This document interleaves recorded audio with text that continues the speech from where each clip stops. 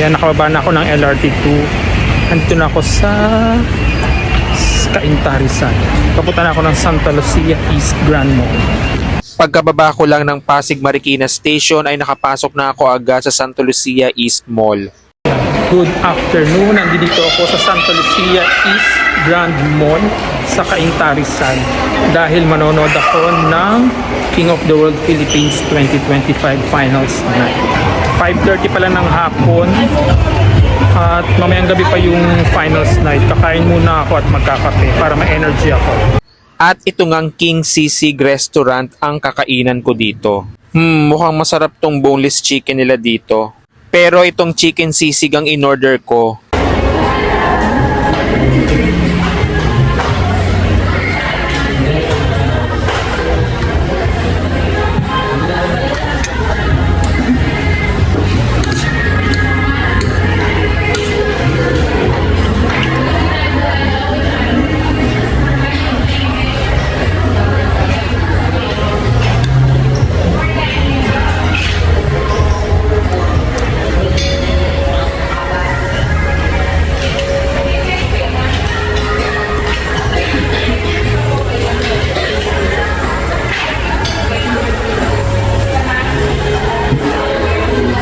Few moments later.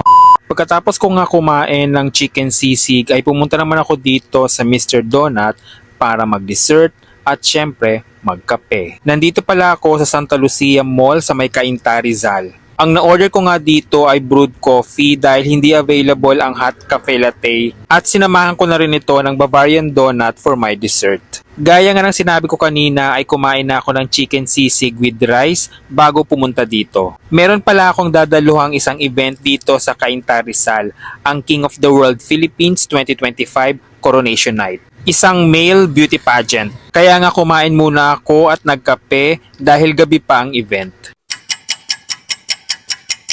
King of the World Philippines 2025 Coronation Night. Nandito na ako sa La Sala Grande sa venue ng King of the World Philippines 2025 Coronation Night. Siyempre nag-outfit check muna tayo dito sa malaking salamin.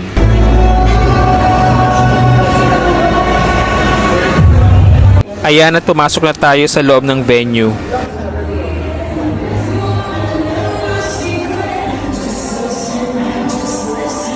Hindi pa nag-uumpisa ang show. Ganito ang setup ng event.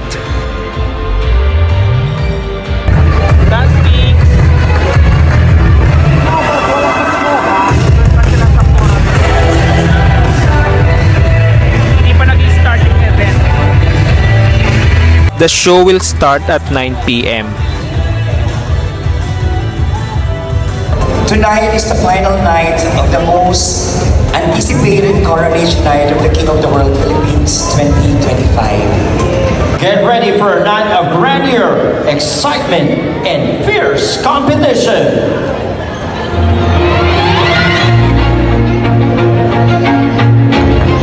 Ipinakita na sa LED screen ang mga contestants ng King of the World Philippines 2025.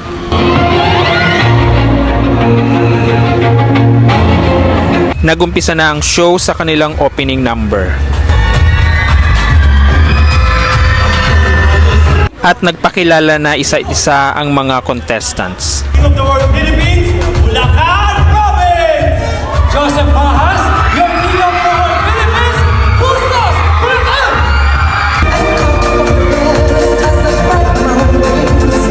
Pagkatapos ng kanilang introduction ay pinakilala na ang hosts.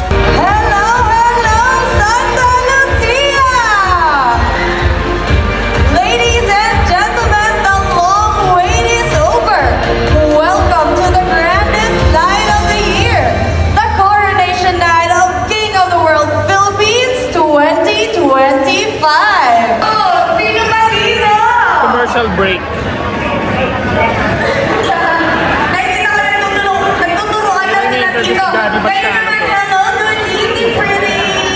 Pagkatapos ay lumabas uli ang mga kandidato para sa iba't ibang segment ng show. At sa bandang huli, in-announce na ang nanalo ngayong gabi.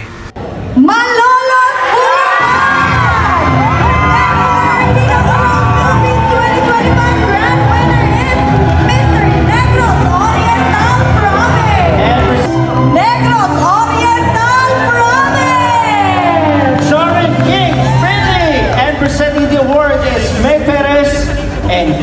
the World Philippines 2024, Howell Adrian Ponteliana. Crowned as the ultimate king, he will carry the flag of the Philippines on the international stage, representing the strength, grace, and brilliance of a modern Filipino man. Congratulations to Joren King Fini ng Negros Oriental, ang bagong King of the World Philippines 2025.